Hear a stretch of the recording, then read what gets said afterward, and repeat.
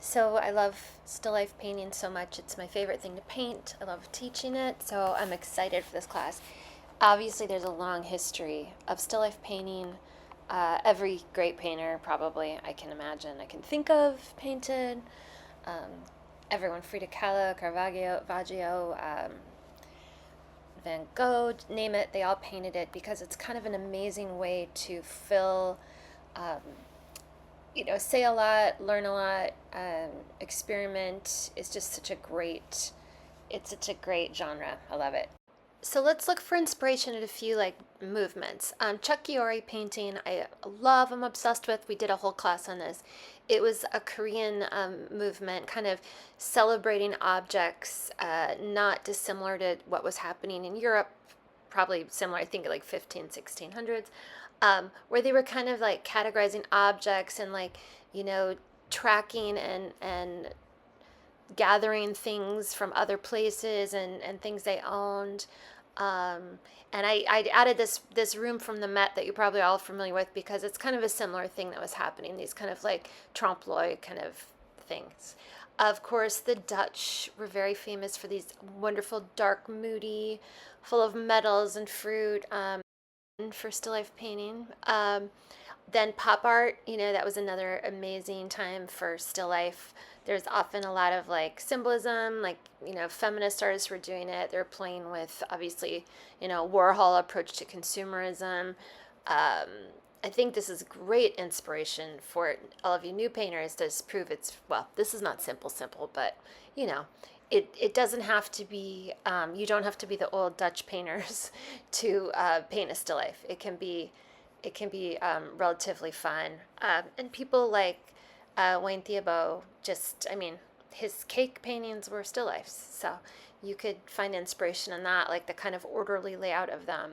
And tomorrow we'll talk through how you can take the still life I'm going to build and make it your own composition wise. So Cubism, obviously, they leapfrogged, yeah, off of what Cezanne was doing and totally changed the plane. If you want to play with this, that could be really fun for some of you, probably more advanced painters, to play with perspective and space.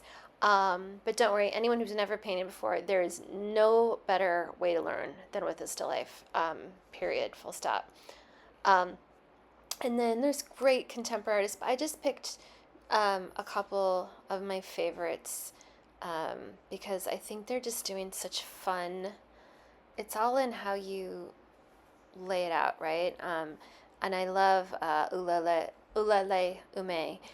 She does amazing. She's a mom, and she just kind of does the debris of mom life, which I respect. Um, but how can we play with this still life tomorrow night? Let's just do really simple. For those of you who are new, you can do the most simple. It's one of my favorite painters, Mary Faden, who was a British painter. Look at how simple this is. This is just shapes. The fruit are shapes. Very solid backgrounds. Nothing too, there's not too much volume out of this. Very simple graphic. So I hope this makes you realize you can do a really amazing painting even if you don't have a ton of skills. And any of you, this is Natalie DePasquier. She was in the Memphis group. I don't know if you remember that, the 80s furniture designers, and now she does these really amazing. These are actually a while ago. She's even simplified it further, but some great inspiration. And so what's in front of you might be very crowded tomorrow, but you can just say, I'm going to paint two of these objects. I'm going to paint some of them. And again, let's think back to the pop art as far as being super graphic. You could do all of your objects in a black outline tomorrow and then fill them in. You could do something like Holly Koulis, who does, she's a contemporary painter, and she really kind of plays with graphics. You could do this perspective where it's completely flattened. It's so much fun. Or you could pull a Morandi and use all basically one color scheme, monochromatic, and then pop it full of the occasional vibrant color or more. He often used basically very desaturated colors and dull colors, and then he'd pop tiny little bits of vibrant color. So if you're nervous about painting, come on in, paint everything white and gray, and then add like a red thing. That's so, pull a Morandi. Um, you could play with the symbolism. Still lifes have a long history of symbolism. Frida Kahlo would, use certain fruits and objects, notes, flags to create a symbolism. Clara Peters, this food was, she'd often do oysters. There was like a symbolism in all of her food about different aspects of life. But this is what she did. This was a vanitas she did. And vanitas was is a specific type of painting where they include things that talk about the brevity of life: smoke, skulls, bubbles, anything that reminds us that we're not always going to be here. And this is a long, from long ago, but here's a modern, there are people doing contemporary and modern vanitas, which is super cool.